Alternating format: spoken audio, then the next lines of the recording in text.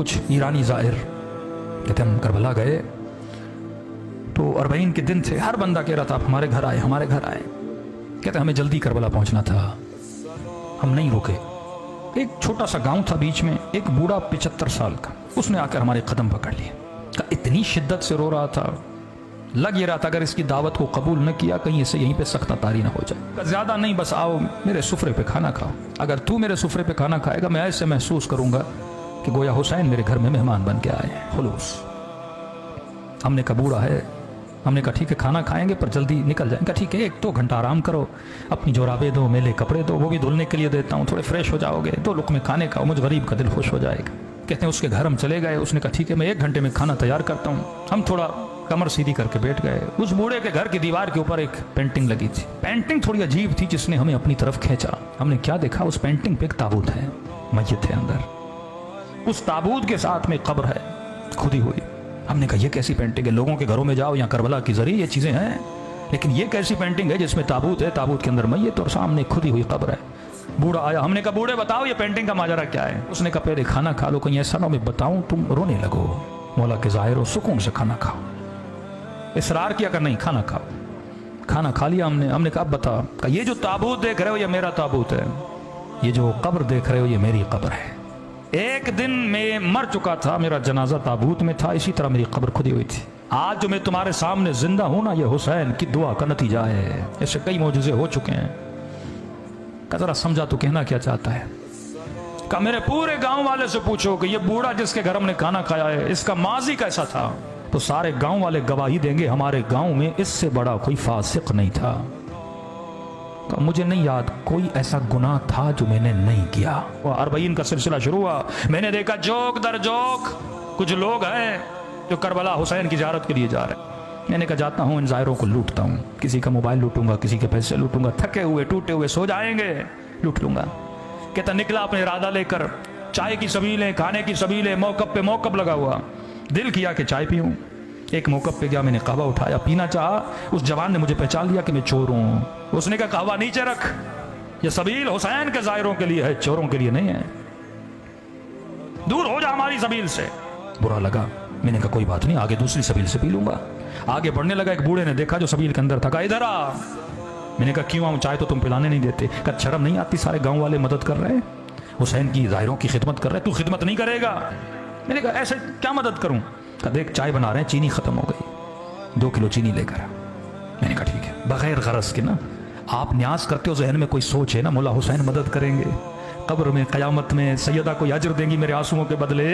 कहता नहीं मेरा कोई जहन में पसे मंजर नहीं। मैं गया, 2 किलो चीनी ली, वापसी पे एक और सबील थी जहाँ चाय चल रही थी, मैंने कहा चाय यहाँ पीऊँ फिर जाऊँगा। उसने बोला भी तो उसकी चाय नहीं पीऊँगा, इज्जत नफ्स ने मुझे रोका। मैंने चीनी इसके टेबल पर रखी, चाय पीना चाहिए। उस सबील वाले ने समझा मैं उसके लिए लेकर आया हूँ। उसने कहा मौला का ज़ाहिर चीनी लेकर आया है। मैं रोक न सका, बता न सका कि आपके लिए नहीं अगले वाले के लिए। उसने उठा ली, मैंने कहा कोई बात नहीं, 2 किलो और लेता हूँ। आगे बढ़ा, कहता है कज़ा पूछ के नहीं आती।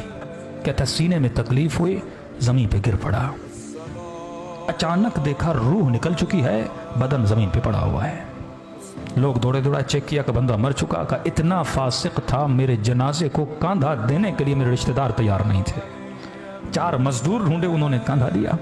समझ रहा था ख्वाब देख रहा हूं, लेकिन जब अपनी खुदी हुई कब्र को देखा, ताबूत पे अपने जनाजे को देखा, मैंने कहा ख्वाब नहीं, मर चुका है। कहता इस आलम में परेशान खड़ा था, किसे पुकारूं, ना कुछ करे तो अल्लाह को पुकारे ना खुदा को सही से मानता था। कहता है कब्र के किनारे पे 2 अजाब के फरिश्ते खड़े थे, हाथ में गुर्ज लिए। इतनी हैबत थी इनके वजूद में, जब देखते थे गोया मेरे अंदर से जान को खींच लेते थे। समझ गया उतरूंगा, कब्र का दरवाजा बंद होगा, अजाब शुरू हो जाएगा।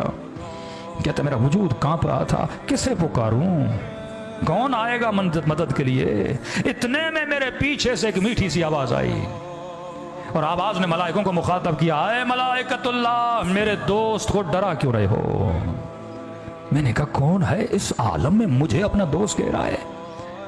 कहता है मुड़ के देखा तो मलाइकों ने बड़े अदब से इसे झुक के सलाम किया और कहा अस्सलामु अलैका या अबा अब्दुल्लाह अल हुसैन। हुसैन ने मुझे अपना दोस्त कहा। मुझसे ज्यादा मलाइकों ने ताज्जुब किया। कहा मौला ये रहा इसका नाम अमाल, दूर दूर तक आपके किरदार किसके अंदर खुशबू नहीं है। یہ آپ کا دوست کیسے بنا؟ امام نے کہا اگر دوست نہ ہوتا میری سبیل پہ 2 کلو چینی نہ دیتا۔ کون دیتا ہے بے غرض کسی کو کوئی چیز؟ کہ حسین گناہ بہت ہیں، 2 کلو چینی کی قیمت کیا؟ یہ حسین ہے، ذرا ذرا چیز کا حساب رکھتا ہے حسین، یہ کریم ہے کہ سننے والے ایرانی سارے ظاہر رونے لگے۔ امام نے کہا 2 کلو چینی کے اندر جتنے چینی کے دانے تھے ہر دانے کے عوض اس کا 1 گناہ مٹا دو۔ کہ مولا مٹا دیے، اب بھی گناہ بہت آئے۔ کہا 2 کلو لینے گیا تھا، لی نہیں تھی۔ اگر تو کربلا جانے کی نیت کرے بیچ میں مر جائے نا ثواب لکھا جائے گا، آیا تو تھا نا، نیت تو کی تھی نا۔ امام نے کہا دانوں کو کاؤنٹ کرو ہر دانے کے، بس کہنے لگے مولا حسین اب بھی گناہ بہت ہے۔ بوڑھا رو کر اپنا سر پیٹ کے کہنے لگا جب یہ کہا نا مولا اب بھی گناہ زیادہ ہے، کہتا میں نے سر جھکا لیا، اب حسین کیا دیں گے؟ کچھ ہے ہی نہیں۔ کہ مولا حسین نے کہا اور کتنے کلو کی ضرورت ہے؟ حسین خود خرید کے دے گا۔